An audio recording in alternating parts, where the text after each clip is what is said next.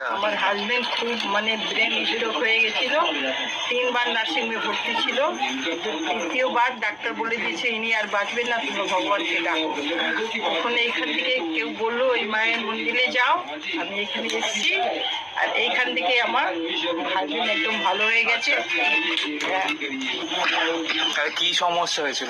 ওনার brain stroke হয়েছিল, ডাক্তাররা হাত পা পড়ে গেছিল একদম। তখন আমাদের ওনাকে নার্সিংহোমে নিয়ে গেছি, পেট ফুট সব ফুলে গেছে, ইউরিন ইনফেকশন হয়ে গেছে। ডাক্তার বলছে এবার পুরো ভগবানকে ডাকো। তখন ওইখান থেকে আমার কেউ নাম্বার দিয়েছে, এখানে মাকে যোগাযোগ করতে। আচ্ছা, ফোনে যোগাযোগ করেছি। এখন আমার বর খুব ভালো, অসুস্থ না, খুব খাওয়া দাওয়া মায়ের কাছে আসতে এইখান থেকেই আমার হয়েছে। আচ্ছা, এইখান থেকেই হয়েছে। এখন খুব ভালো আছে, খাওয়া টাওয়া সব ছেড়ে দিয়েছিল। এখান থেকে মা ফুল দিয়েছে, ওইখান থেকে এখন বেশ ভালো খাচ্ছে, হাঁটছে, খুব ভালো আছে। ভক্তদেরকে কি বলতে চান?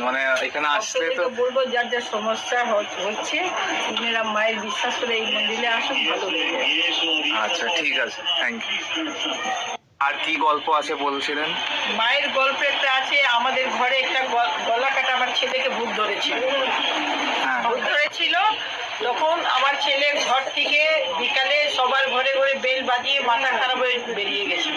আচ্ছা, তারপরে আমি কান্নাকাটি করছি, সবাই বললো ওই মন্দিরে যাও। তখন এখানে এসে মা এখান থেকে জল দিল। 3 দিন ধরে আমার ছেলে ঘরে আসেনি, কোথায় ভূত না কোথায় কোথায় পাগলের মতন ঘুরতো।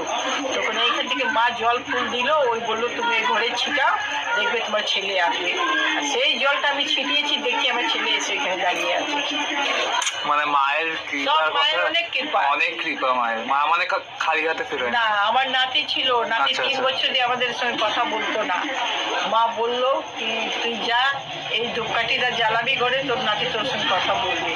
এবারে মা এখান থেকে ধূপকাঠি দিয়েছে, জ্বালিয়েছি ঘরে, আমার নাতি কথা বলবে। বাহ, আমার ঘরে সত্যি সত্যি চমৎকার হয়েছে।